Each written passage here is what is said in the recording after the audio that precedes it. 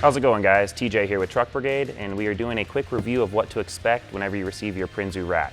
Now this rack here is the Tacoma specific rack, and it's designed to fit second and third generation Tacomas. By unpackaging the box,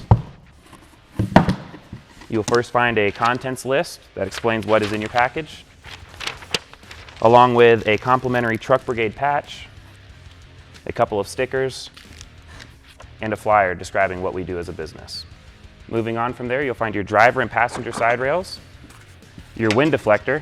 You'll note this one has a 40-inch cutout for a light bar. They're also available as a standard deflector with no cutout. A total of 6 load bars, and an important thing to note is that one of those 6 will actually be an anodized finish. It will not be a black powder coat finish. This one is designed to fit behind the wind deflector and will be out of sight. The last contents of this box will be all of the installation hardware necessary, along with a complimentary set of Prinsu tie-down rings. If you need additional ones of these, we have these available as well. Prior to installing your Prinsu roof rack, we recommend laying all of the contents out to ensure that everything was in the package correctly.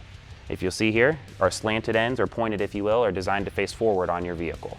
As we have the contents laid out here, this is the order it should appear, and we recommend assembling it here before moving it onto the vehicle for simplicity's sake.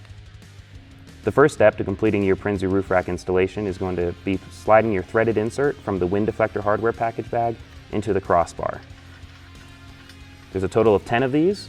It's important to note that all of them need to be lined up in the position desired so that you can accommodate the wind deflector mounting holes. Also included in that same hardware kit will be 10 bolts, 10 washers, and 10 lock washers. Utilize these to secure your wind deflector to your first crossbar. Once you've completed the installation of your wind deflector, you'll go ahead and set that aside. To complete this part of the installation, you'll take 2 bolts, 2 washers, and 2 lock washers from your crossbar hardware kit. 2 important things to note is that your cutouts for the threaded nuts are facing vertically, and that you're using a T30 Torx bit to complete the install. To ensure the proper clearance for the shark fin antenna on the second and third gen Tacomas, you'll want to mount your final load bar vertically rather than horizontally.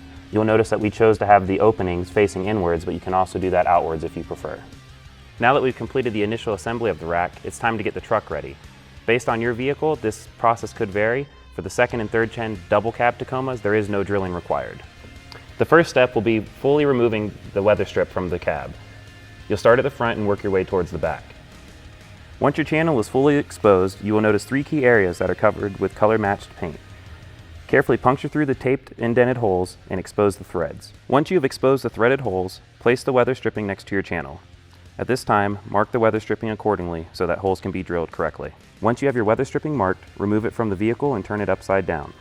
Running through the center of the weather stripping is a metal spine that will need to be removed to allow the passage of your bolts and spacers. To remove this spine, we recommend following the marks you have made and clipping away with diagonal cutters. Next, carefully remove the material with a razor blade. Once you've removed this material, proceed with making a 3/4 inch hole in the weather stripping to accommodate your bolts and spacers. While reinstalling your weather stripping to your vehicle, make sure to apply a small bead of silicone between the cab and the bottom of your spacers. With the assistance of a friend, carefully lift your assembled Prinsu rack and set it down gently on top of the spacers. At this time, ensure that everything is lined up correctly. Once centered, proceed with tightening down your roof rack to the cab of your vehicle. If you purchase the optional noise trim, make sure to install it onto the wind deflector at this time. It is important to do this prior to securing it to the front of your roof rack. You'll notice there are 4 holes located on the front of your side rails to secure your wind deflector.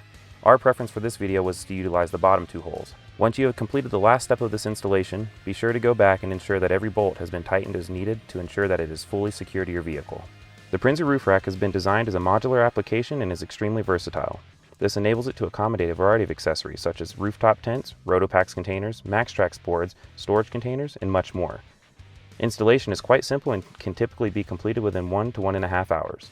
If you have any questions in regards to Prinsu racks or compatible accessories, please give us a call or reach out directly at www.truckbrigade.com.